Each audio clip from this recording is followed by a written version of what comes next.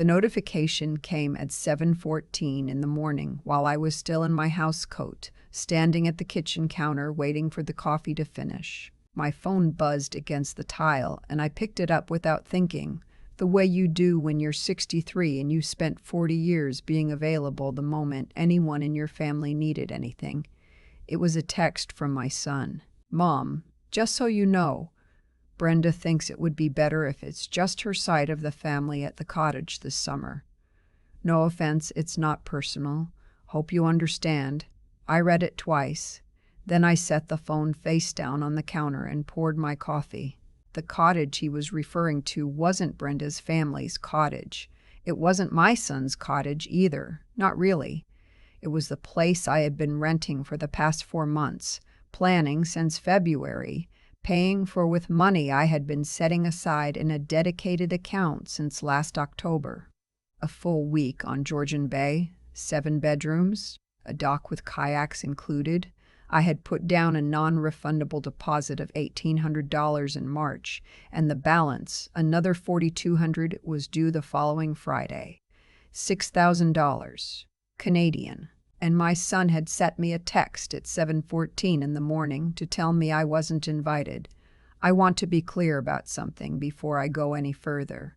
I am not a woman who cries easily.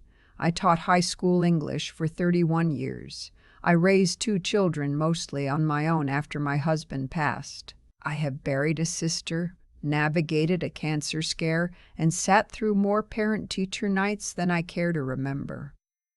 I have a high threshold for difficult things.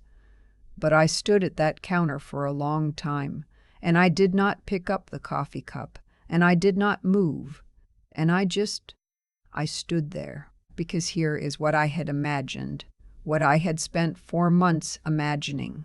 I had imagined my grandchildren running down to the water in the morning before anyone else was awake, and me watching them from the porch with a cup of tea going cold in my hands.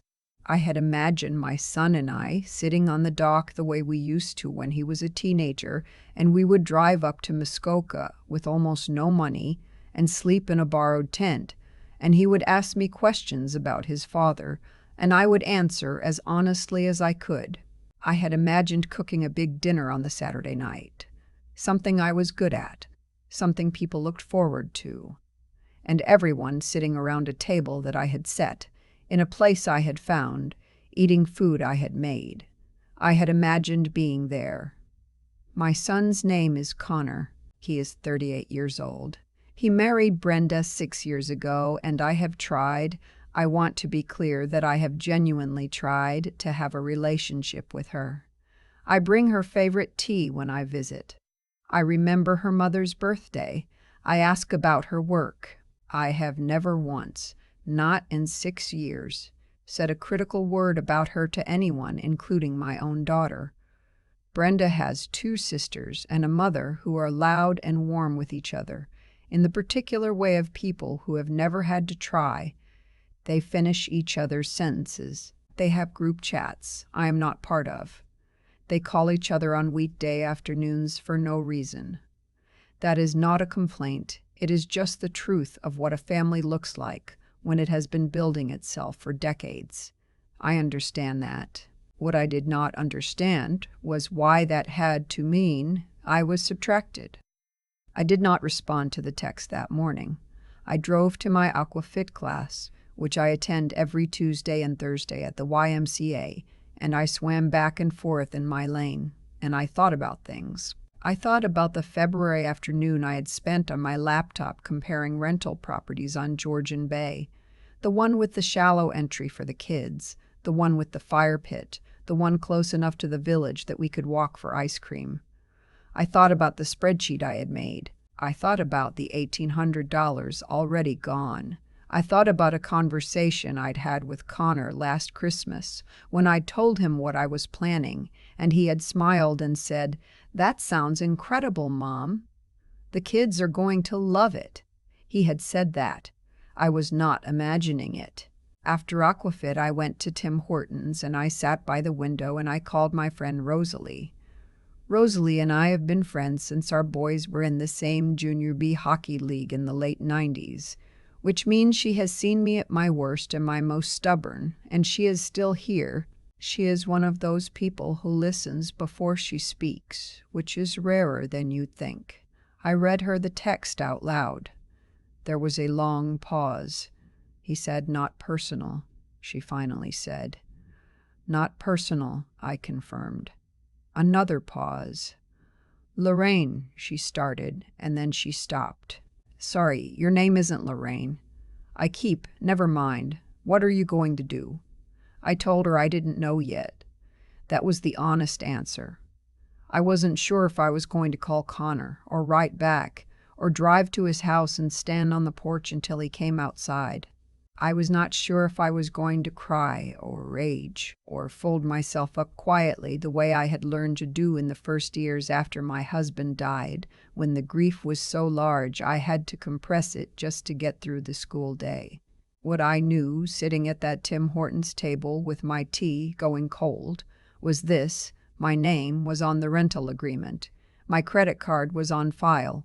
The balance was not yet paid. I drove home. I sat at my desk. I opened the laptop. The rental platform had a customer account page that I had not looked at since I'd made the booking. I logged in. The reservation was there. A full week in August, $6,000 total, one adult name on the file, mine. The balance payment had not yet been processed.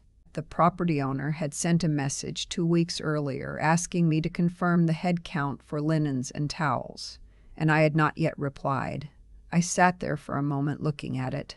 I thought about Connor's face when he was 6 years old and fell off the back fence and broke his wrist, and how he had not cried until he saw me, and then he had cried so hard his whole body shook. I thought about the year he failed grade 11 math, and I drove him to a tutor every Saturday morning for 8 months until he passed. I thought about his wedding, and how I had bought a new dress, and stood in the receiving line and smiled at every single one of Brenda's relatives whose names I could not keep straight, and how I had made a speech at the rehearsal dinner that made 3 people cry, including Brenda.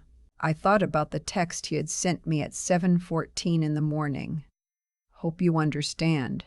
I picked up my phone. I called my daughter, Marion.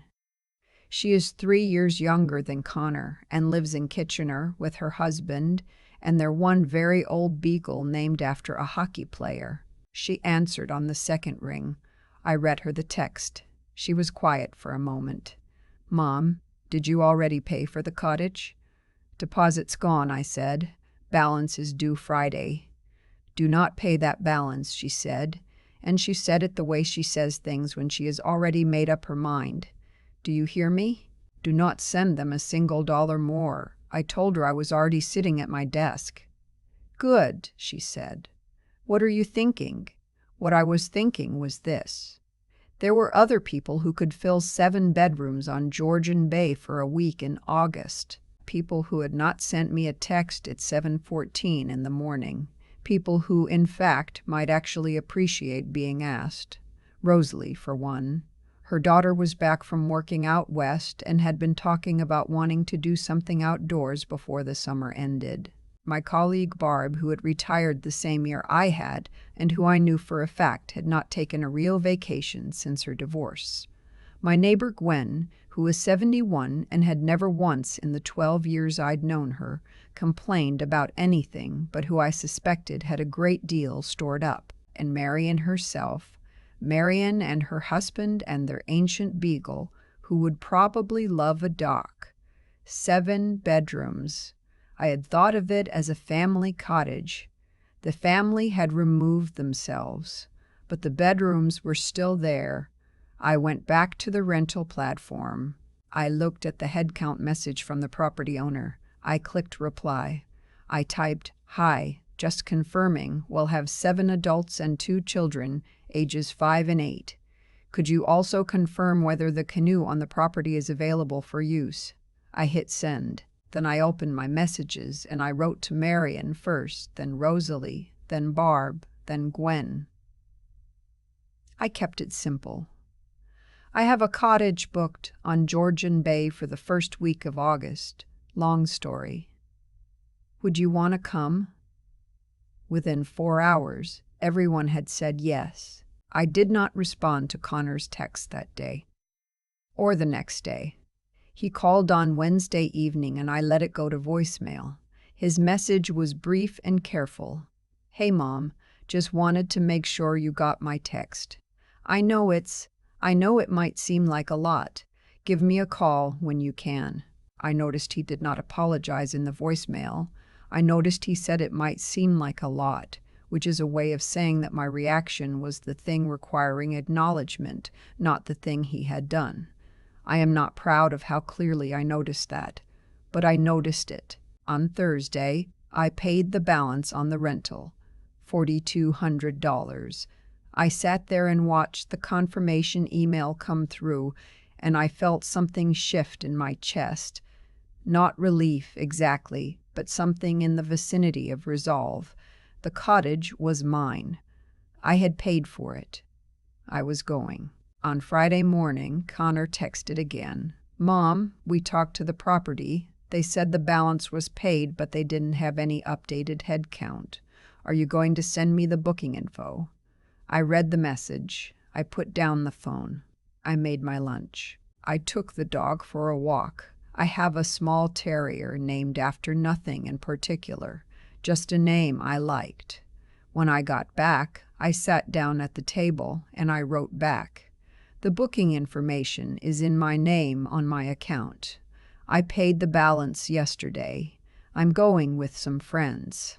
I hope you and Brenda have a lovely summer. I sent it. I put the phone in the kitchen drawer. I went and sat on the back porch. He called 11 minutes later. I know that because I counted in a vague, abstract way, the way you count things when you're sitting very still and trying to decide how you feel. I did not answer. He called again. I did not answer that time either. He sent a text that said, Mom. Call me. This is a misunderstanding. I thought about that word for a long time, misunderstanding, as though there had been some confusion, some crossed signal, some translation error between his intention and my reception. I went back inside. I poured a glass of water. I looked at the confirmation email open on my laptop. 7 nights, 8 guests, Georgian Bay, August. My name at the top. And I wrote back one more time. I am not a dramatic person. I did not write anything cutting or clever or designed to wound. I just wrote, There's no misunderstanding, Connor. I understood perfectly. Take care of yourself. I closed the laptop. What I had not anticipated, and this is the part that surprised me even in the middle of everything else, was how much I enjoyed the planning. Not planning for someone else's enjoyment, planning for my own. Sending Rosalie a link to the kayak rental place down the road. Calling Barb to ask if she had dietary restrictions. Looking up the best restaurant in Collingwood and making a reservation for 8 on the Wednesday night. Buying a new paperback and a hat I had been considering for 2 years and never purchased because I couldn't think of where I'd wear it. Marion came up with her husband on the Saturday, the second day. She hugged me in the driveway for a long time without saying anything, and I let her, and the old beagle bumbled around on the grass looking confused and happy. We ate dinner on the porch that first night. The 5 of us who had arrived, Gwen and Rosalie and Barb and me, and we talked until it was dark and then past dark, sitting under the lights strung along the eave, with the sound of the water coming up from the dock. Rosalie told a story about her son that made us all laugh so hard that Gwen spilled her wine and nobody cared.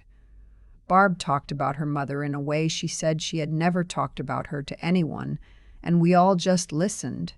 I did not think about Connor every moment. That is the truth. I thought about him at odd times, in the morning, in the middle of the night, when I saw his children's ages listed in the property registry and remembered that I had specifically chosen the shallow shoreline with them in mind. It is not possible to simply stop loving your son because he sent you a text at 7:14 in the morning. I want to be honest about that. But I also want to be honest about this. I sat on the dock at 6 in the morning on the third day before anyone else was awake. I had my tea. The water was very still. A loon called somewhere far across the bay and then went quiet. The sun was just coming over the tree line, doing that thing it does in August in Ontario, where it turns everything gold and a little melancholy at the same time. And I thought, I built this, not the dock, not the property, but this morning. I built this morning. I had been the one who found the listing. I had been the one who saved the money, who made the calls, who sent the messages, who paid the balance while my son was waiting for booking information that was never going to come. I had made a choice to stop holding a door open for people who had already walked out. That is not a bitter thought, even if it reads that way. It is just the thought I had sitting on that dock with the loon and the gold light and the tea going slowly cold in my hands. Later that morning, Rosalie came and sat beside me. She didn't say anything for a while. She is good at that. Eventually she said, "Do you think he'll reach out again?" "Probably," I said. "What will you do?" I thought about it. A heron landed on the end of the dock, considered the water, and flew away. "I'll answer," I said, "when I'm ready, but not to explain myself. I'm done explaining." Rosalie nodded like that made sense to her. It made sense to me, too. The week ended on a Sunday. We packed up the cars slowly, the way you do when you're not quite ready to go back to your regular life. Gwen and Barb exchanged numbers for the first time, which made me quietly happy. Marian hugged me again in the driveway, that same long hug, and her husband shook my hand and said, "Same time next year?" And I said I'd look into it. I drove home with the windows down. The dog was asleep in the back seat. I had a slight sunburn on my left forearm from the kayaking, and I had finished the paperback, and I was tired in the specific good way of someone who has spent a week doing exactly what they wanted. My phone had 18 unread messages. I did not look at them until I was home and unpacked and sitting at my kitchen table with a glass of water, in the same spot where I had stood on that first morning, holding the phone that had buzzed and changed things. Connor had sent 4 messages across the week. The last one, sent on the Friday, said, "I talked to Marian. I think I understand what happened. I'm sorry, Mom. I really am." I read it twice. Then I set the phone down. I looked out the window at the backyard, at the late afternoon light falling across the garden I've been slowly building for the past 7 years, one season at a time.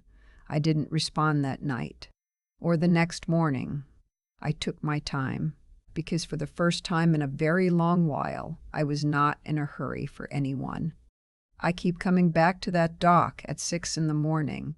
The stillness of the water, the loon somewhere across the bay, the tea going cold while I just sat there and let myself be. There is something I've learned, not from a book, not from anything anyone told me, but from living long enough to watch causes become consequences. What Connor sent me that morning was not just a text. It was the result of years of a quiet imbalance I had allowed to settle, like sediment, into the floor of our relationship. I had given so consistently, so automatically, that my presence had stopped feeling like a choice anyone had to make. It became assumed, and things that are assumed are rarely protected. That is not blame. Not entirely his, not entirely mine. It is just what happens when generosity goes unexamined on both ends. He stopped seeing what it cost me. I stopped asking him to, what I did on that Thursday, paying the balance, redirecting the invitation, choosing Rosalie and Barb and Gwen and Marian over a version of the week that had already been taken from me. That was not revenge. I want to be honest about that. It didn't feel like revenge. It felt like finally acting in alignment with what I actually believed about my own worth. That gap, between what we believe about ourselves and how we allow ourselves to be treated is where so much quiet damage accumulates over a lifetime. I think about the clarity it required, not just the courage to act, but the honesty to see the situation without softening it into something more comfortable. It would have been easy to call Connor and talk it through and accept some version of an explanation that let everyone feel better for a week. I have done that before, many times. It is its own kind of habit that's smoothing over, and it never actually resolves anything. It just reschedules it. What I did instead was think. I sat with the discomfort long enough to understand what it was telling me. The text day Mona's message, but text day Mona Thursday morning, while I've have loved for 38 years.